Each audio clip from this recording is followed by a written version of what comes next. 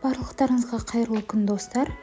Біріншіден дайындағаннан мінсіз болып шығатын сметанник пирогының рецептісін ұсынатын боламын. Міндетті түрде жасап көріңіздер. Видеоны қарамас бұрын каналыма тіркеліп, лайк басуды ұмытпаңыздар. Видеоны соңына дейін көріңіздер. Пирогтың қамырын жасау үшін бізге сары май, ұн мен қопсытқыш, қант, жұмыртқа қажет. Ең бірінші ұнға қопсытқышымызды араластырып, електен өткізіп аламыз. Осы електен өткізген ұнымыздың үстіне қант қосамыз. Қантымызды қасықпен араластырып, үстіне сары майымызды қосатын боламыз. Сары майымызды қолымызбен үгітеміз. Песочный қамыр шығу керек, орысша айтқанда крошки болу керек.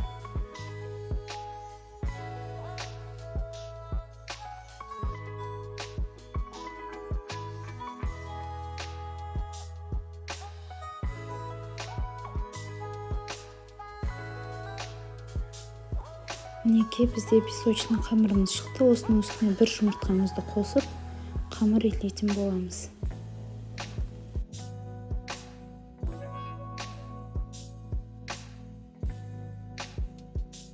Енді осы дайын қамырды тоңазытқышқа 30 минутқа салып қоямыз. Тоңазытқышқа сыртын целлофанмен орап салатын боламыз.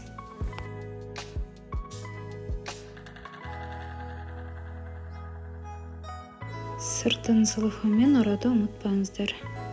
Бұл міндетті түрде.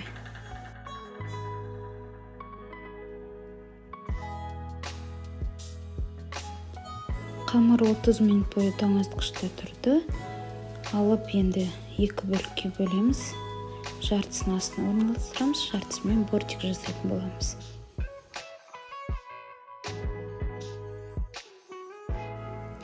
Осы дайын қамырды көріп тұрғандарыңыздай қолдарыңызбен орналастырасыздар.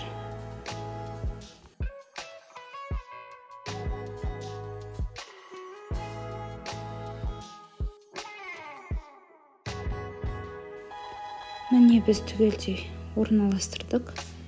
Енді бортиктерін жасайтын боламыз. Бортиктерін жасау үшін аз-аздан бөліп, қолымызбен домалатып, шет-шеттеріне жабыстырып шығамыз.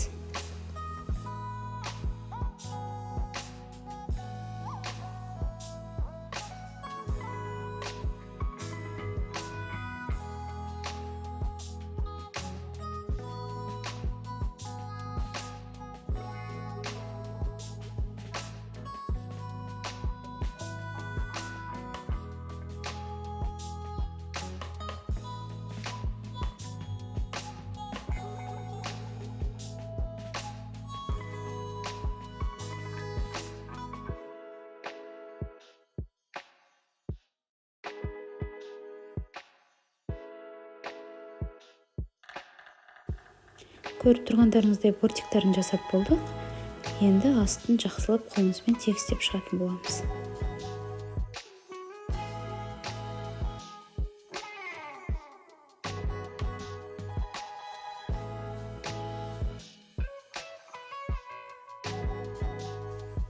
Енді салмасын дайындаймыз. Бізге дүкеннің қаймағы 20% жарайды. Осының үстіне қантымызды саламыз. Оның үстіне жұмыртқамызды салып шығатын боламыз.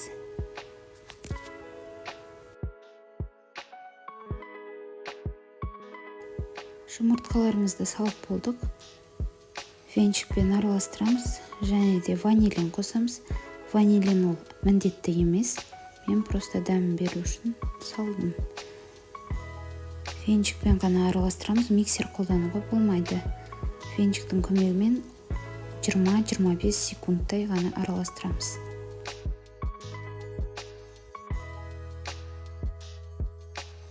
Салмамыз дайын. Енді оны қамырдың бетіне құятын боламыз.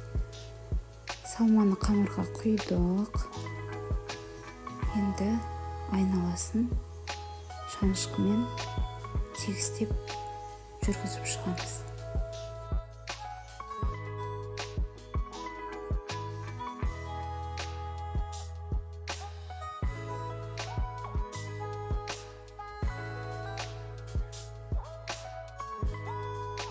Біздің пирогымыз дайын. Пирог піскенде беті кішкене сарғаяды. Бұл жерде уже менің пирогым пісіп, суытып алып, кальцоны шешкелі жатырмын форманы. Пирогты толықтай суығанда ғана формадан босатасыздар. Менде қазір енді бұл толықтай суып тұр. Толық суына 2 сағаттай уақыт кетті. Енді жан-жақтарын босатып, формасын алып, торт салатының бетіне орналастырдым.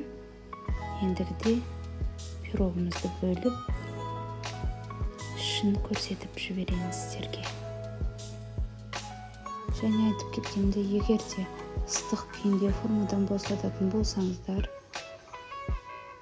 ортасындағы салмасы қатпай ағып кетуі мүмкін. Ал суытып бар формадан алып кесетін болсаңыздар, онда осындай әдемі нәзік болып шығады. Ас болсын, мен айтқан техникаларды қолданып жасасаңыздар, пирогтарыңыз міндетті түрде шығады. Жасап көріңіздер. Сіздермен бірге Камшат.